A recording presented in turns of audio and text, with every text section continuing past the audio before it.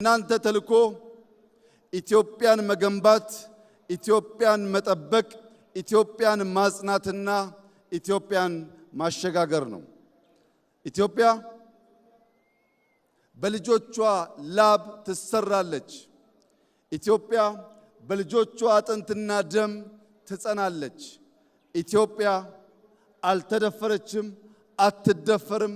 በክብርና በነጻነት ለልጆቻችን የምናሸጋገራት ብቸኛዋ የአፍሪካ ፈርጥ ሆና ትቀጥላለች። የኛ ዝግጅት በድፍን አፍሪካ ሰላም ለማረጋገጥ፣ በድፍን አፍሪካ ብልጽግናን ለማረጋገጥ፣ በቀጠናችን ላሉ ሀገራት አለኝታ መከታ ጋሻ ለመሆን ነው።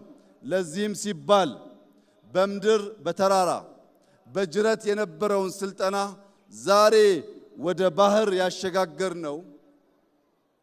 ከውሃ የመራቅ ከውሃ የመሸሽ ውሃን እንደ ባዕድ አምልኮ የማየት ክፉ ልማዳችን አሁን ባለው የልማት እሳቤ ሪቨርሳይድ አርቲፊሻል ኢንተለጀንስ ግድቦች በመገንባት ውሃ ሕይወት ውሃ ልማት መሆኑን ማረጋገጥ መጀመራችን ይታወቃል።